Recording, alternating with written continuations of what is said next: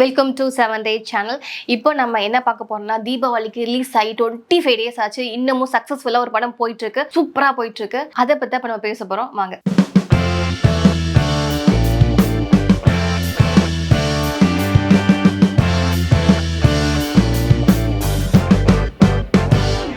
தீபாவளிக்கு பார்த்தீங்கன்னா ஒரு 4 படம் ரிலீஸ் ஆச்சு. லக்கி பாஸ்கர், அமரன், பிரதர்ஸ், பிளடி பெக்கர். ஓகே, நான் சொல்றேன். இந்த 4 படத்தோட ட்ரெய்லர் வந்து நம்ம பார்க்கும்போது எனக்கு ரொம்ப பிடிச்சிருந்தது வந்து லக்கி பாஸ்கர். ஸோ நம்ம இதை வந்து நம்ம தியேட்டர்ல போய் பார்த்தியானு சொல்லிட்டு தியேட்டர்ல போய் பார்க்கும்போது செம்மையா இருந்தது. எல்லா படம் நார்மல் படத்தோட இது ரொம்ப டிஃப்ரெண்டா அந்த ஸ்டோரி. ஆக்சுவலா இந்த படம் எதுக்காக ஒரு மிடில் கிளாஸா இருக்கவங்க எல்லாருமே கண்டிப்பா பார்க்கணும்னு சொன்னீங்கன்னா, ஏன்னா நானும் ஒரு மிடில் கிளாஸ் தான், எனக்கு ரொம்ப கனெக்ட் ஆயிடுச்சு. பார்க்குற மிடில் கிளாஸ் இல்ல, lower middle class, upper middle class யாரா இருந்தாலும் கண்டிப்பா ஏதாவது ஒரு சீன்ல ஏதாவது ஒரு இடத்துல கண்டிப்பா உங்களுக்கும் அது கனெக்ட் ஆகும். அந்த இடத்துல இந்த படம் சக்சஸ் ஆயிடுச்சுன்னு நான் சொல்லுவேன். மிடில் கிளாஸ் மட்டும் இல்லைங்க, அப்பெல்லாம் இல்லைங்க, எல்லாருமே இந்த படம் பார்க்கலாம். சூப்பரா இருந்துச்சுங்க. இந்த மிடில் கிளாஸ் மட்டும் பார்க்கணுன்றதுலாம் கிடையவே கிடையாது.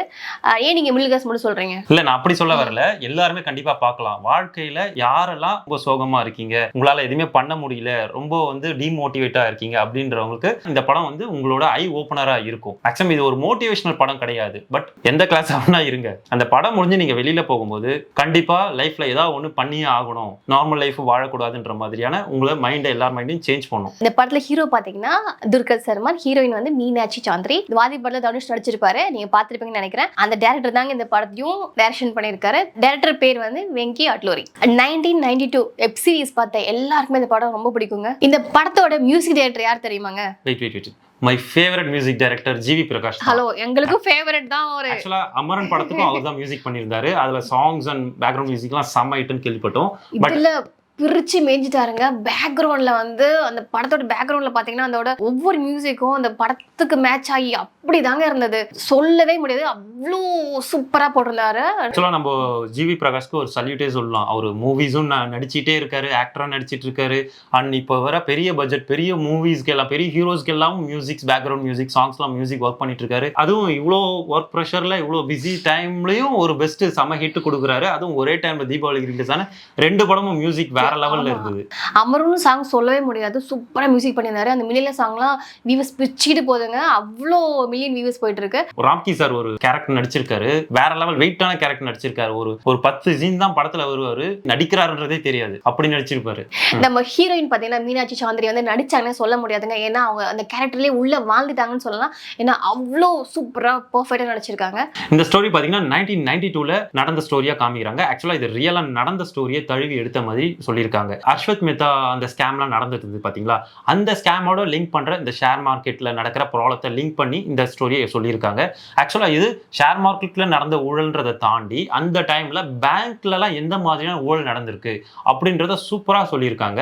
1992 அந்த டைம்ல இந்த டிவி, இந்த எலக்ட்ரானிக்ஸ் ஐட்டம்ஸ் இதெல்லாம் வந்துட்டு எக்ஸ்போர்ட் பண்றாங்கல்ல, அதுலலாம் எப்படிலாம் ஊழல் பண்றாங்க, இந்த காஸ், லக்ஸரி காஸ் இதெல்லாம் வந்து டிரான்ஸ்போர்ட், எக்ஸ்போர்ட், இம்போர்ட் பண்ணும்போது அதுலலாம் எந்த மாதிரியான ஊழல் நடந்தது, பேங்க்ஸ்ல எந்த மாதிரி ஊழல் நடந்தது, ஷேர் மார்க்கெட்ல என்ன மாதிரி ஊழல் நடந்தது, இது எல்லாமே ஆக்சுவலா எதையுமே அவங்க விடலன்ற மாதிரி எல்லாத்தையுமே டச் பண்ணி எல்லாத்தையுமே சூப்பரா சுருக்கமா செம்மையா சொல்லியிருக்காங்க. ஒருத்தனுக்கு வந்து அளவுக்கு அதிகமா பணம் கிடைக்கும் போது அந்த பணத்தால அவன் எப்படி சேஞ்ச் ஆகிறான், அந்த சேஞ்சால அந்த ஃபேமிலிக்குள்ள என்னென்ன பிரச்சனைகள் வருது, அது வந்து ரொம்ப நம்மளுக்கு ஹாட் டச்சிங்கா இருக்கும் அந்த சீன்ஸ் எல்லாம் பார்க்க போகும்போது. நம்மளுக்கு இதுல எனக்கு ரொம்ப பிடிச்ச சீன்ஸ் பாத்தீங்கன்னா, கண்டிப்பா உங்களுக்கு எல்லாருக்குமே பிடிக்கும், மிடில் கிளாஸா இருக்கிறதுக்காக. எதுக்காக நான் மென்ஷன் பண்றேன் பாத்தீங்கன்னா, ஒரு ஜுவல்லரி ஷாப் போவாங்க, அவங்க நார்மலான ஒரு கார்லயும் நார்மலான காஸ்டியூம்ஸும் போட்டுட்டு போயிட்டு இருப்பாங்க, ட்ரெஸ்ஸஸும். அந்த ஃபேமிலியை ட்ரீட் பண்ற விதம் பாத்தீங்கன்னா அவ்வளோ ஒஸ்டா இருக்கும். ஆக்சுவலா அது ரியல் லைஃப்ல மேபி நடந்துட்டு இருக்கு, மேபி நம்மளுக்கு தெரியாத இடத்துல. அந்த சீன்ஸ்க்கு அப்புறம் அவன் அப்படியே டோட்டலா மாறி ஒரு 1 hour கழிச்சு காரோட பயங்கரமா வந்து அந்த ட்ரெஸ்ஸிங்ஸோட காரோட வந்து அப்படி இறங்கும் போது அப்போ செக்யூரிட்டில இருந்து அவங்களுக்கு கொடுக்குற மரியாதை பாத்தீங்கன்னா வேற லெவல்ல இருக்கும். அப்படியே கூஸ் பம்ப்ஸ் ஆயிடும் அந்த சீன்ஸ்லாம். ஆக்சுவலா இது ஒரு தியேட்டர்ல பார்க்க வேண்டிய படம். இதுல படத்துல பெருசா ஆக்ஷன் ஒன்றும் இல்லை, காமெடினும் பெருசா ஒண்ணுமே இல்லை. அப்புறம் என்னதான் இருக்கும் படம் அப்படின்னு கேட்குறீங்களா? ஸ்டோரிங்க, அவங்களோட ஆக்டிங், அப்படியே வாழ்ந்துருக்காங்க படத்துல. ஒரு சீன்ஸுமே அப்படி இருக்கும். எந்த சீன் வேணும் அப்படின்ற மாதிரிலாம் இருக்காது. எல்லா சீனுமே நீங்க இப்படிதான் பார்த்துட்டு இருப்பீங்க, ஐயோ மாட்டிட்டோனா அப்படின்ற மாதிரி அப்படி பார்த்துட்டு இருப்பீங்க. அவ்வளோ ஆர்வமா பார்த்துட்டு இருப்பீங்க. ஆக்சுவலா நான் அப்படிதான் பார்த்தேன். ஏன்னா யாருமே போர் அடிக்கிற மாதிரி ஒரு நீங்க பாட்டுல கூட மட்டும் எழுந்து அப்படி போல. பார்க்கலங்க. நானுமே அப்படிதான் பார்த்துட்டு இருந்தேன். ஏன்னா நம்ம கண்ணு கூட நம்மளால மூவ்மெண்ட்ஸே பண்ண முடியாது. ஏன்னா அந்த அளவு கண் மூவ்மெண்ட்ஸே இல்லாம கரெக்டா இப்படியே பார்த்துட்டு இருந்த மாதிரி நானும் பார்த்துட்டு தான் இருந்தேன். ஆக்சுவலா நான் மட்டும் இல்ல, இப்போ பாய்ஸ் மட்டும் இல்ல, கேர்ள்ஸ்லாம் கூட, ஃபேமிலிஸ்லாம் வயசானவங்களுக்குலாம் ரொம்ப பிடிச்சிருச்சு இந்த படம். என்னடா நடக்க போகுது, என்ன நெக்ஸ்ட்ன்ற மாதிரி சூப்பரா இருந்தது படம். இந்த படத்துல பாத்தீங்கன்னா ஹீரோ வந்து தப்பு பண்ணுவாரு, ஆனா மாட்டவே மாட்டாரு. ஸோ அந்த மாதிரி வந்து இந்த கதை மூமெண்ட்ஸ் போயிட்டே இருக்கும். ஒவ்வொரு மூமெண்ட்லயும் அவர் மாட்டுவாரு. நானும் எக்ஸைட்டா பார்த்துட்டே இருந்தேன்.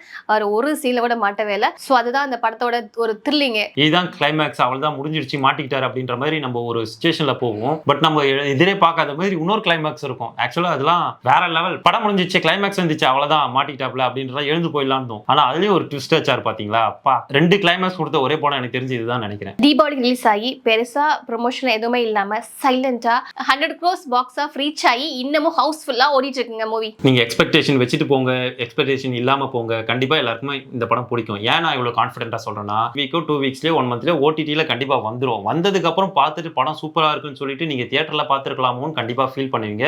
ஆக்சுவலா நான் துல்கர் சல்மான் ஃபேன்லாம் இல்லைங்க, பட் அவரோட ஆக்டிங் பிடிக்கும். பட் இந்த படத்துல எனக்கு ரொம்ப ரொம்ப பிடிச்சிருச்சு. ஆக்சுவலா அவரு நான் துல்கர் சல்மானோட ஃபேன். நீங்க எப்படி சொல்லலாம்? நான் ஃபேன். நான் வந்து அவரோட ரொம்ப தீவிர ஃபேன். எனக்கு ரொம்ப பிடிச்சிருந்தது. இந்த படத்துல இன்னும் ரொம்ப ரொம்ப ரொம்ப பிடிக்க ஆரம்பிச்சிச்சு. இதே மாதிரி ஒரு சூப்பரான நெக்ஸ்ட் மூவில உங்களை பார்க்குறோம். டாடா.